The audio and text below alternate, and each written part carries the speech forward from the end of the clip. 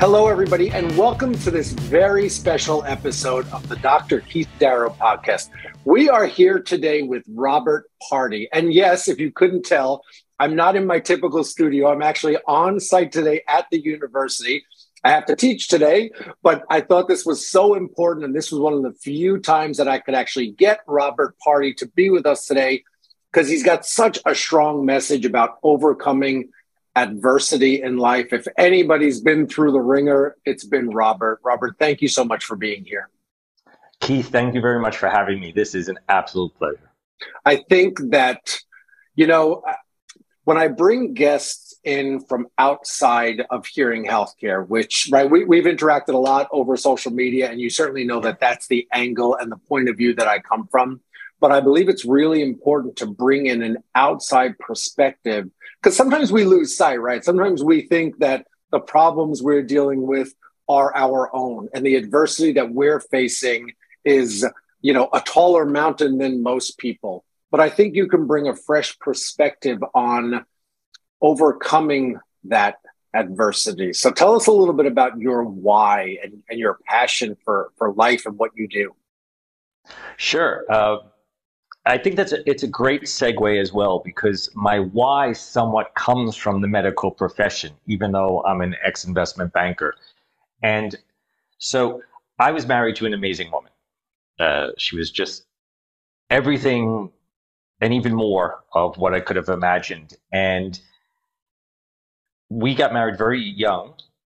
Soon after she entered, she was doing an MD PhD at Mount Sinai. Soon after she was accepted, because admitted is the other thing that happened.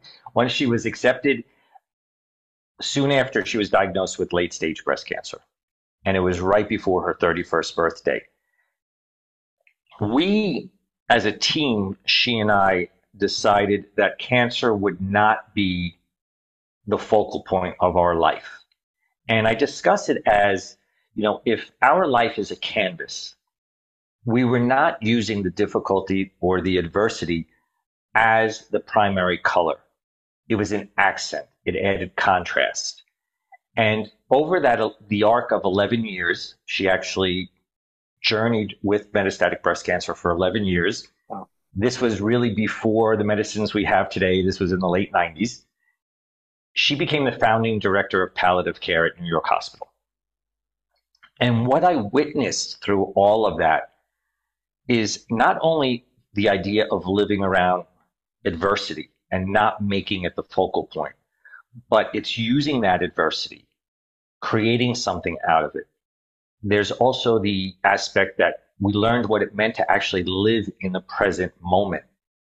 It's very good to have goals and everything else, but the present moment is really where the magic takes place. And it's in those ordinary moments that we live an extraordinary life. It's not the big Instagram moments. So there was that aspect of it as well. There was also the real interesting perspective of joy. There were times that, of course, I was not happy, but I was always joyful. And I found such a big difference between the two of them because joy, I really truly believe, is our natural state. And so all we had to do was lean into it, because it's always around us. It's like a rainbow. When you see a rainbow, a lot of people stop and look at it, and there's that little tickle inside. That's joy. It's there. Happiness with achieving and getting and doing, all of that is conditional, where joy really isn't conditional. So after she passed away and I looked at my life, I asked myself a few questions. What's next? What would great look like? Because here I was still alive. And yes, there's a whole grieving process, of course, but you're not, at least what I say all the time is the psalm of to walk through the shadow of the valley of death. The key word is to walk through. You're not supposed to set up camp and roast marshmallows. So there I was looking at what I could create and what dreams I would like to achieve. And one of them was to live in Italy. The second was to use everything I went through to share with people that transformation can take place, healing can take place, reinvention can take place, reimagination, because I truly believe, and that's why I love your show and shows like yours, we're all content creators. And if we share the example of how we live, and it's a good example, that's what we're leaving the next generation. We're showing what's possible, which is why I have a personal tagline called Possibility in Action, because there are so many possibilities. But if we don't take action, they remain in the land of wishing.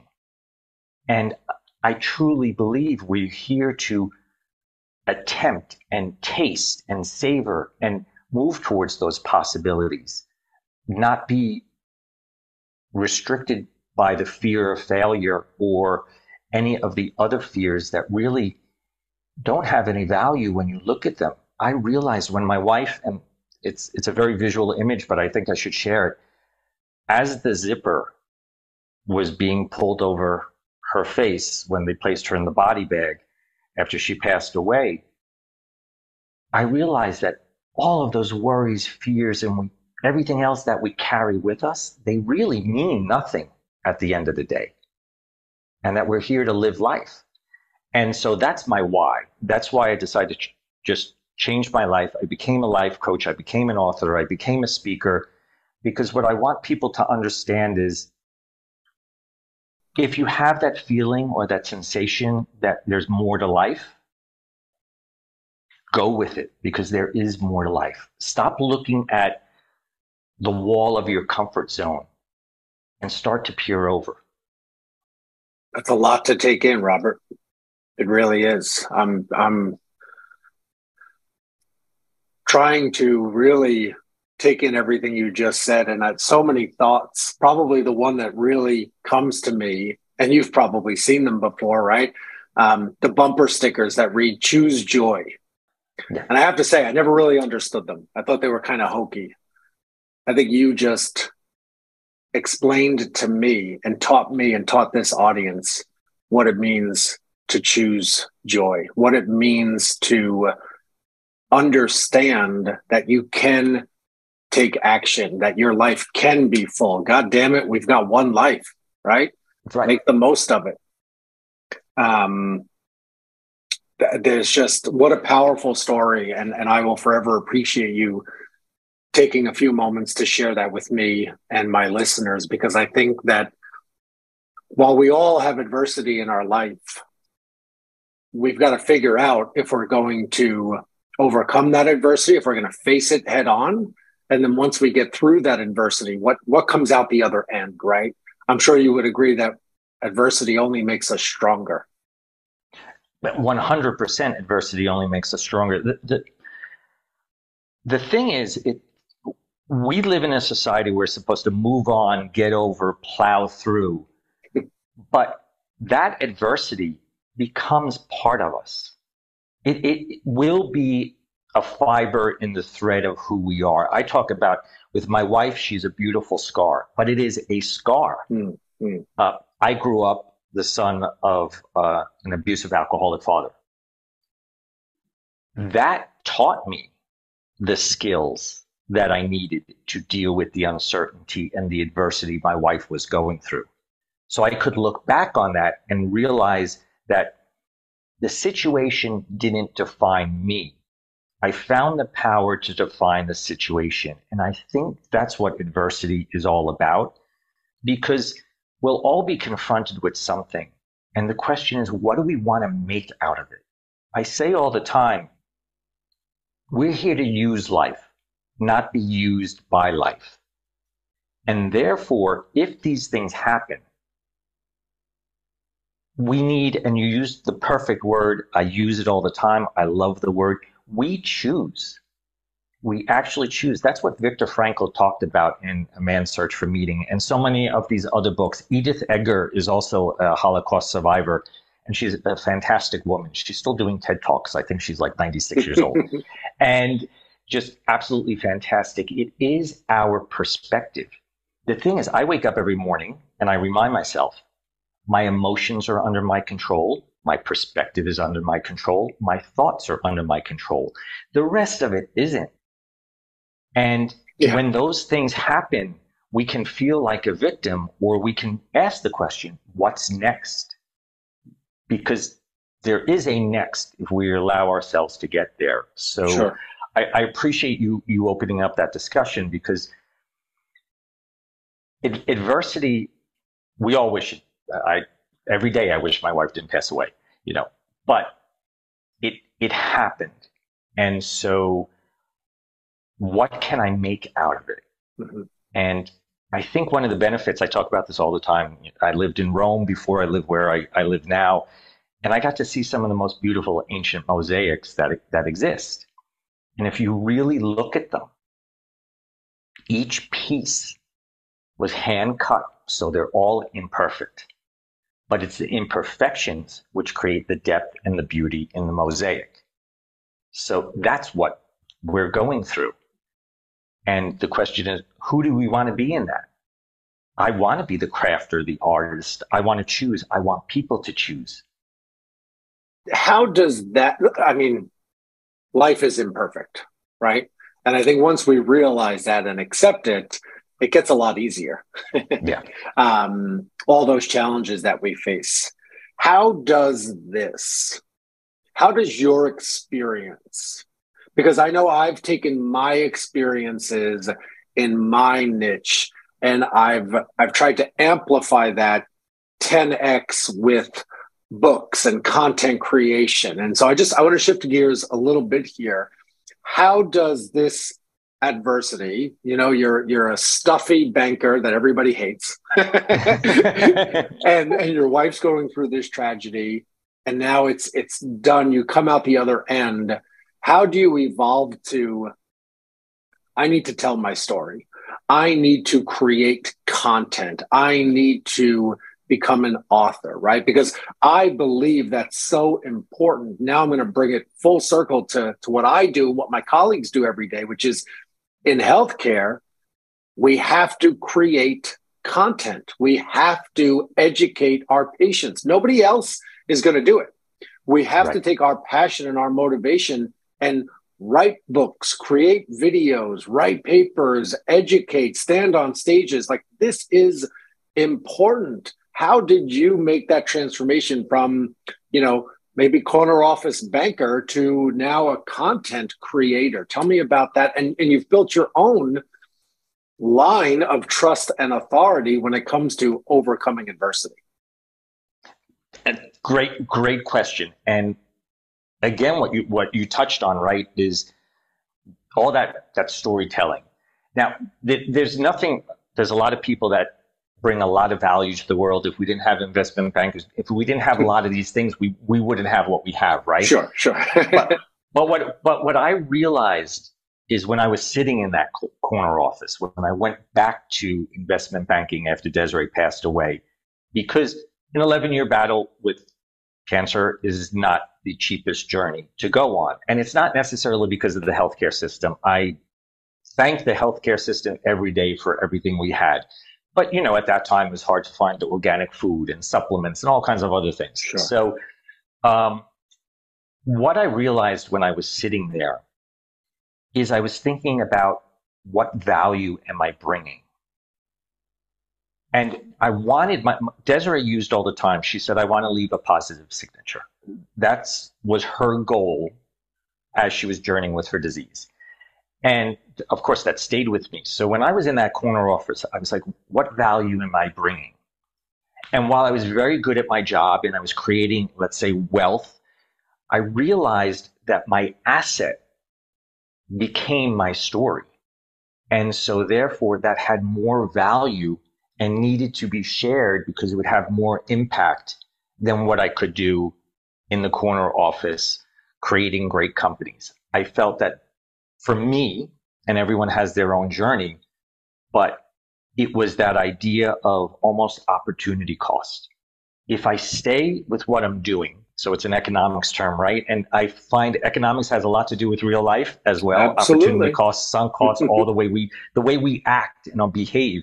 But I looked at that and I said, okay, if I stay here, I'm giving up the opportunity to, and I use the word attempt instead of try, because I think try is just so full of excuses now that we're like, oh, I'll Yeah. try, sort of means like I'm not really going to do it. No But try, no try. I yeah, no agree. try. I was taught that one a long time ago.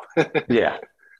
Attempt. So I said, if I stay, or I can go and I can attempt to tell this story, because I found the benefit, right? Desiree and I, we lived an amazing life. It sounds crazy, right? Because each day she was getting weaker and weaker for 11 years. You know, there were the ups and the downs of, oh, you know, cancer shrinking. No, it's growing again, whatever the case was. But we lived really well. And that was the value. So that's where I stepped into it and said, I need to tell my story. I need to write what I believe. I realized how my childhood actually benefited me. And I learned something that I think is extremely important, is that you have to ask yourself if you're happy with who you are, if you love who you are. If the answer is yes, you have to thank all the bad stuff as well. Gratitude is for everything. It's not just for the nice, pretty things. The second thing is that if you're not happy, ask yourself what's under your control. What can you change? That's what's so wonderful. And what you're doing, your staff is doing, you know, going out and teaching patients and talking to people, that is all about empowerment to choose life, a quality of life. And it's so, you know, that comes from the palliative care world, but quality of life is so important. And that requires us to make conscious choices. And we can only make conscious choices if we are informed and educated. And so what you're doing helps that, because it's any type of medical situation is so full of emotions. And it really requires that you're not feeling like an object and it's a transaction. So if the medical community, like you, are out there talking and speaking and educating, the receivers on the other side feel seen, feel valued. They feel as if they are not an object, but they are a person. And that's, I think, and I hope, where medicine will actually go. Because right now it is very transactional, and it's the way the system is built. I tell you, I live in Italy. Socialized medicine, I've seen horrible things that have come out of that. And it's more transactional than anything, because they have to move everybody through. But again, when we share stories, there's true connection, and people don't feel alone. And everyone feels a little more valued. And it brings us closer. So whether it's in the medical community, whether it's in the financial community, whether it's in what I do, the more storytelling there is, the better it is, because we are all part of the same thing. But Robert, look, you make it sound awfully easy because because you've been on this journey for a while. But and here's what I heard you say, and this is a lesson that only I've begun to learn in the last couple of years, is that you, me, we are the content, right? We don't have to create these like obscure messages. We don't have to teach from textbooks. We have to tell our story, right? I often joke that some of my most, liked or hearted posts on social media are about me and have nothing to do with me trying to help people live their best life and reduce the risk of dementia, all the things that I find so important. And at first I remember it frustrating me, like, really? You care that I'm out with my son, or I rode the cyclone, or I posted this picture, but you really are the story. And that's what gets people to be attracted to you. That's what gets people to listen to you, right? I know, even though I didn't take the classes, I feel pretty confident that during your, schooling and all of the education you received about banking, you were never taught that. Everything you learned in economics and finance, you were never taught the human side of relationships and how important it is to tell your story. So how did you harness that? How do you just wake up one day and say, screw it, I'm done being a banker, I'm going to go tell my story, and fingers crossed? So great question. And when I actually went to university and studied economics, there wasn't even behavioral economics at that time. At least now there's something called behavioral economics, but back then there was no relationships and humanity. No, not at all. So while I think I make it sound easy because it is the idea of, okay, I'm just going to go out there and tell my story. An equation sort of took place for me, and it was, I was no longer comfortable where I was. And the equation is the discomfort of where I am. Is it greater than or less than the fear of moving forward? And that was part of it. The other thing, and I will say, it does come from, a lot of people say, but you sort of are just one-sided, or you're one-dimensional. You always talk about the journey with your wife, but I learned so much through that, and it was so instrumental. Impermanence, understanding impermanence, and the fact that everything changes, nothing stays the same, we don't know when it's going to end. There really cannot be a mistake. We believe we can forecast way into the future, and these steps are going to lead us somewhere, but we really don't know. The weather people can't predict tomorrow. So, and they have all the equipment, right? So part of that waking up was saying, well, is there really a mistake here? Can I make a mistake? And I realized the biggest mistake I could make was to not follow what was inside me. And those two things combined were like, okay, you know what? I'm going to go do this. And I'm a very extreme person when it comes to those things. When I'm depressed, I'm going to throw myself down that well. I hit the ground hard. I'm going to eat the dirt, and then that's just who I am. So I left my job, packed 2 suitcases, showed up in Italy. I didn't speak Italian. I didn't know anyone. I didn't have a job. I didn't have a place to live. But it was the enthusiasm of being the explorer. I allowed myself to feel vulnerable and realize that I don't know everything, step into it, be curious. And they're all choices. They're all things you have to work through, and you can work through. I believe we have it all inside us anyway. The biggest thing, the reason I talk about action, if you think about any of the ancient philosophers, they never said, study all these books. They said, find what resonates with you and take action, live it. And we try to study so much to get things perfect, but at the end of the day, it was that equation. And I said, you know what? No, I want to be out there telling this story because I lived the benefit of these perspectives. And maybe it's going to help one person. Sure. But that one person is success to me. Actually, success is just in the attempt itself. But what I mean is there would be value in even just helping one person, because the other thing about go ahead. So I want to talk about that, because I think that's a real important point, and I want my listeners to really hone in and pay attention to this part, because Robert, here's a dilemma.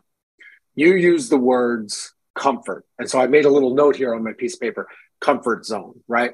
And I want to tell you a little story and get your perspective on it. In the United States, I forget which organization, U.S. News World Report, some organization, they rank the easiest jobs, right? And one of the things I'm most embarrassed about is that audiology, hearing healthcare, has landed itself at the top. In the last few years, it's up top every year as the easiest job in America, right? Yeah, head scratching. But here's the issue I have with it. Hey, look, it's a great job. But here's my issue. We're one of the lowest when it comes to educating our patients and convincing our patients how important it is to adopt treatment. We'll call it our treatment rate, is probably one of the lowest of all major medical conditions, right? So your wife was dealing with cancer and she went through, all the hell of chemo and radiation and surgery. She probably went through it all, right? She did what her doctor told her to do. I see this like this crazy dilemma of how could we have such an easy job, yet there are over 42 million people who need our services and are opting out of it, right? So I feel like I'm getting back to my point, which is that comfort zone. We're in this very comfortable zone of having this nice, cushy job.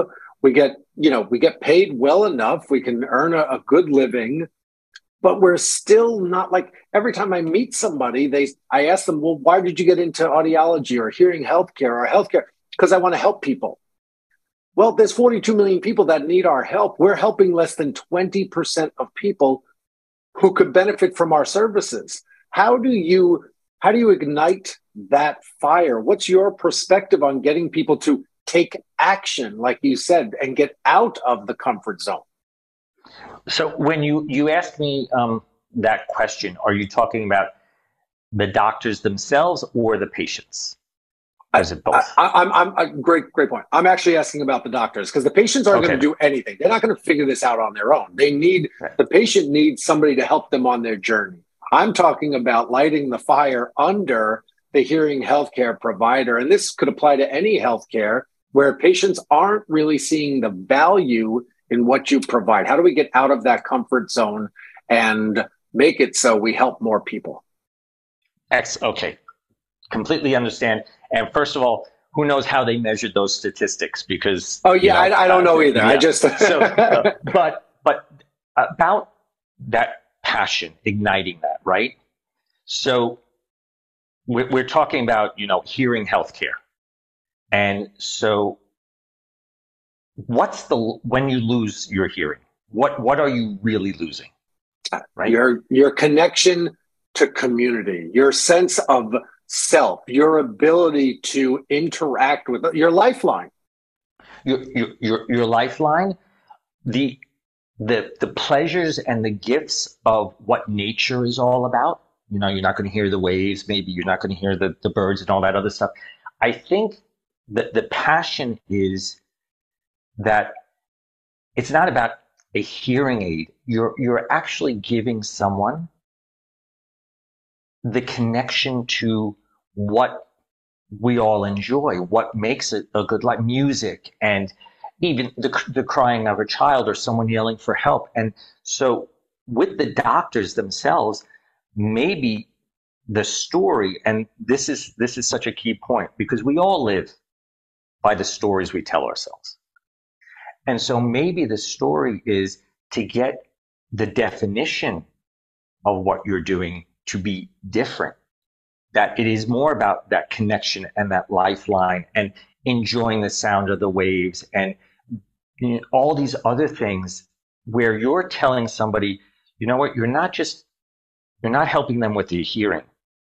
You're helping them, again, this idea of quality of life. You're keeping them engaged. What are the other aspects of that?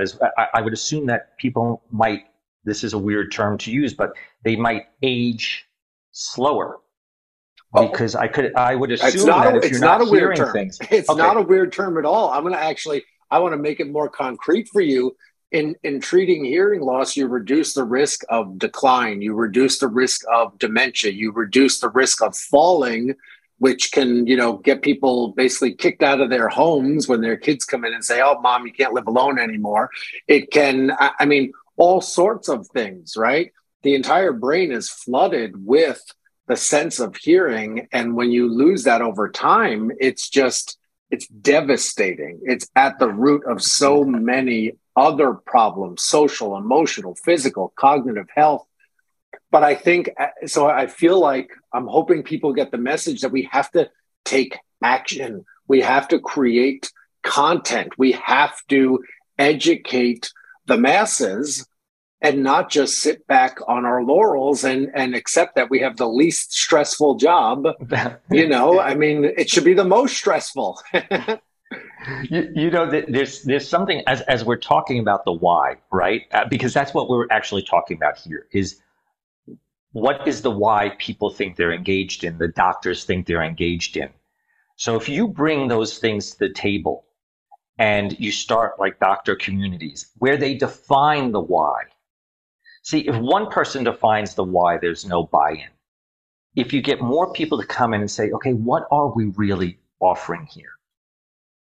What are the intangibles in a way? So it's living life, it's hearing a movie, it's whatever the case is. Sure. And maybe the education, a lot of that education could be around the emotional aspects. Imagine if you're suffering hearing loss and you're becoming a great grandparent and you don't get to hear the baby's first word. You don't get to hear the baby's first cry. There's a huge loss in that. And maybe what's happening is the loss is not being communicated as well. So you're empowering the doctors to actually have these conversations and go out there and take action, but also to bring the community in is to remind them of all these things they take for granted right now. And imagine if you couldn't hear your daughter as she's getting married and you're bringing her up the aisle, turn to you and say, I love you. And it's so true. It really is. And that's why, and now I'm going to just insert shameless plug here, which is, we've created this community, right? Within our field, and you've probably seen some of this, we have this community. It's called AUD for audiology, AUD experts. And in it is a group of like-minded, we have over 100 practice locations across the United States, branching into Canada, Mexico, and beyond, because there are people who we're giving them that opportunity to take action, to become the trusted authority, to stand up on a pedestal, to get on top of a mountain and scream about how important it is that we love each other, that we communicate with each other, that we're there for each other, right? I always jokingly say the greatest thing medicine has done for us has doubled our lifespan in the last 120 years. The problem with that is that it's only been 120 years that we've been able to study aging. And so we're really finally starting to settle in and realize, oh crap, as we get older, all these things happen to us. We can't see so good, we can't hear so good. And we think it's the worst word is a normal part of aging. There's nothing normal about it. It might be common, but it's not normal. It is pathological. It is disease that impacts our lives to such an extent that we don't even accept it. And by not accepting it, we're not ready for treatment. Yeah. Yeah. And there, I think, is what you're talking about in terms of the, it's normal, is the communication as well might need to be that it doesn't have to be normal. You don't have to be complacent. What I talk about in terms of like developing, crafting a life and everything like that, and how my wife and I lived, was to not settle into complacency. But again, if we go back to the doctors and all of these other things, to empower them as well, is to, even like I said, the daughter walking down with her father, get the doctors to realize that gift. Imagine if you could give someone that gift. Why would you not be banging down the door to give somebody that gift? And that could possibly motivate them. Restoring vision, restoring hearing, right? Being able to restore a sense is a miracle, right? We learned, from the Bible, we've learned about the stories of Jesus who gave people back their sight and their vision and their hearing. And this is miracles. We are miracle workers, and we have such an opportunity. I think we just have to harness it, right?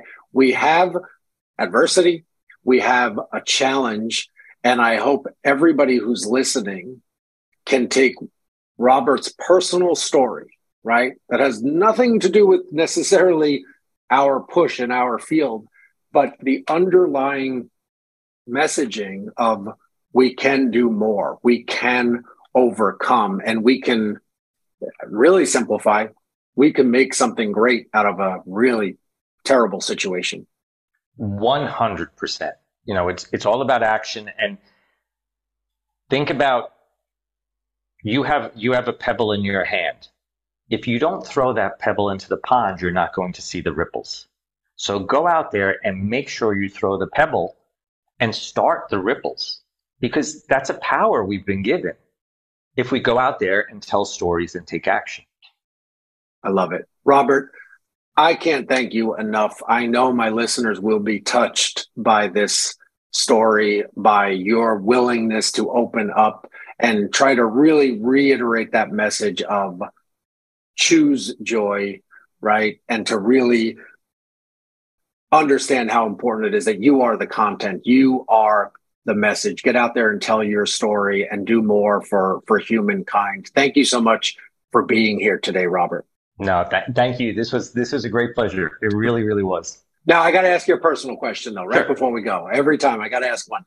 You have mentioned living all over the world. What's your favorite? I do have to say living in Italy is my favorite. Okay.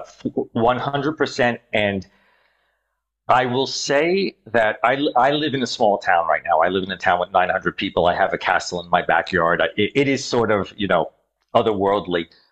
But the reason Italy for me is the perspective on life. It's not just about La Dolce Vita, but it is about they are very joyful people. They make time for everything. It's not just one-sided. Well, look, right? I mean, we could probably do a whole other podcast on this. You live close enough to one of the blue zones, right? What are the blue zones? The blue zones are the few places on this planet where people live to 100 plus, where there's the highest rate of centurions per capita, right? And that has nothing to do with diet. It doesn't have to do with genetics. It doesn't have to do with exercise. It doesn't have to do with all the things you think it has to do with. It has to do with close relationships and social integration. It has to do with your ability to live amongst others and to develop strong, reliable relationships. And I'll leave you with this, Robert. You can't do that if you can't hear your partner, your communication partner. You can't live your best life. You can't have close relationships. You cannot socially integrate without the ability to communicate. And so, Robert, thank you so much for being here. This is fantastic. This will go down as one of the greatest. I appreciate your time. That's wonderful to hear. Thanks, Keith. Take care. Take care.